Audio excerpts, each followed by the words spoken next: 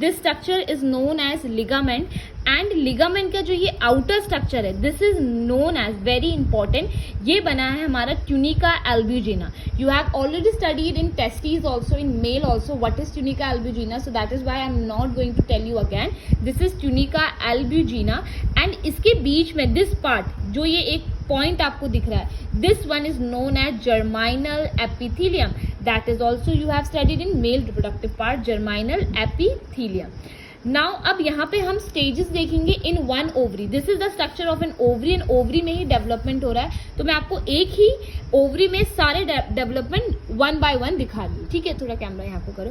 Then this is, सबसे पहला जो है this is the primary oocyte. ये आपका प्राइमरी oocyte है. नाउ ये प्राइमरी oocyte है, तो प्राइमरी oocyte जो हमारा बनता है that is made from the diakinesis in meiosis first. Now what is the meaning of diakinesis? Diakinesis का मतलब क्या होता है? जब न्यूक्लियर मेम्ब्रेन पूरी डिसअपेयर हो जाए and in place of nuclear membrane chromosomes आपको आराम से दिखने लग जाए, that is the stage known as diakinesis. तो प्राइमरी oocyte हमें डाइकाइनेस स्टेजेस से दिखता है. अब प्राइमरी oocyte के बाद ऑफकोर्स की बात है सेकेंडरी oocyte बनेगा. तो ये जो oocyte है ये एक कवरिंग बना लेते हैं बाहर की, और बीच में यहाँ पे आपका सेकेंडरी oocyte आपको दिखने लग जाता है. Then there is a formation of, फिर यहाँ पे फॉर्मेशन होता है that is the tertiary follicle, जिसको हम टर्शरी फॉलिकल भी बोलते हैं. Sorry, this is the primary follicle. Okay, sorry, I have made a little mistake. Primary follicle, then this is a secondary follicle, and then there is tertiary follicle आपको देखने को मिलता है.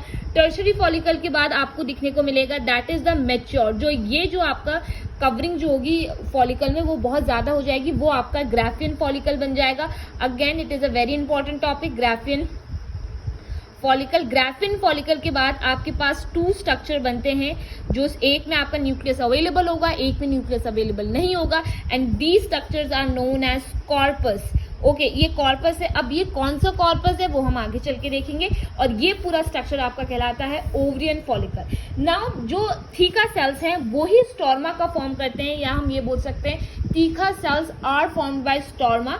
और जो इस oocyte को, ये जो oocyte है इसको जो ये कवरिंग दे रहा है, जो इसको ये न्यूट्रिशन और नरिशमेंट प्रोवाइड कर रहा है, that is totally by granulosa cells. ये क्रोन्यूलस सेल्स ही प्रोवाइड करते हैं the whole nourishment and the development. Now we look after the क्या बोलते हैं, अब हम इनका स्ट्रक्चर देखेंगे प्राइमरी oocyte का एंड सेकेंडरी oocyte का. तो सबसे पहले हम प्राइमरी फॉलिकल का स्ट्रक्चर देखते हैं, विच इज लाइक दिस, जिसमें क्या होगा, बीच में यहाँ पे प्राइमरी आपका oocyte होता है और बाहर से यहाँ पे कवरिंग आती है. Now this covering are of the granulosa cells की कवरिंग होती है, और जिसको हम फॉलिकुलर सेल्स भी बोलते हैं. ठीक है, तो उसके बाद हमारा आता है सेकेंडरी फॉलिकल. सेकेंडरी फॉलिकल में भी ऑफकोर्स की बात है, बीच में यहाँ पे आपका प्राइमरी oocyte होता है और बाहर से कवरिंग होती है. सबसे पहले आपकी ग्रेन्युलोसा सेल्स की होती है, ग्रेन्युलोसा सेल्स की होती है, या फिर फॉलिकुलर सेल्स भी बोलते हैं हम.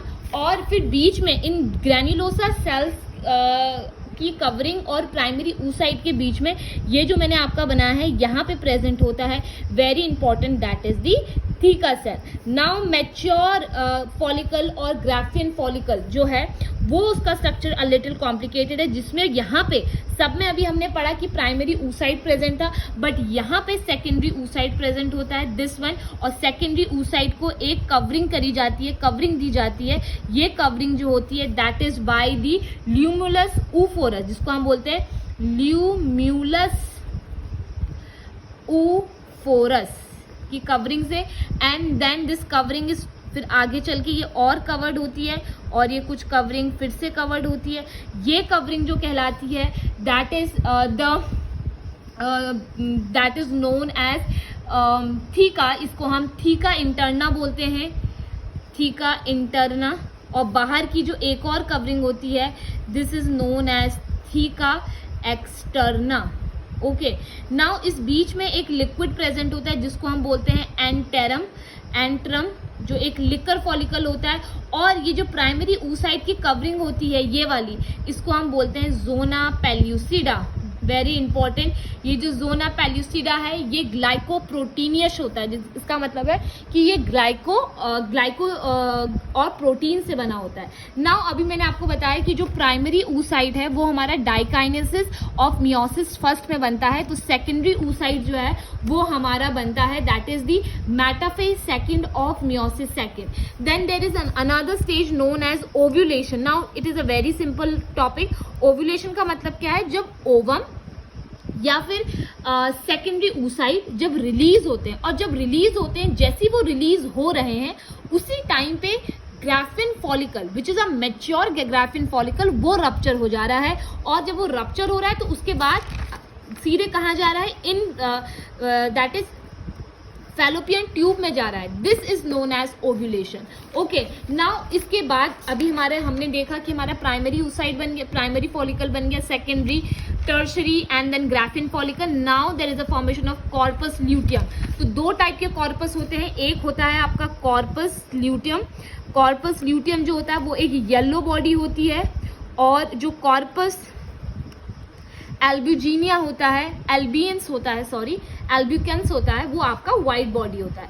कहने का मतलब क्या है कि जब रप्चर हुआ ग्राफिन फॉलिकल और उसके बाद जो बचा हुआ ग्राफिन फॉलिकल था, या हम बोलें ग्रैन्युलोसा थीका सेल्स जो फॉर्म करते हैं वो कॉर्पस ल्यूटियम फॉर्म करते हैं जो येलो बॉडी होती है। और अगर वो फॉर्म्ड हो रहा है, रीग्रेशन का मतलब, कहने का मतलब है कॉर्पस ल्यूटियम के बाद भी अगर कुछ चीज फॉर्म्ड हो रही है दैट इज कॉर्पस एल्बिकन्स, जो क्या है, एक वाइट बॉडी है। आई होप आपको ये समझ में आया होगा। नेक्स्ट वीडियो में I tell you next topic of female reproductive system.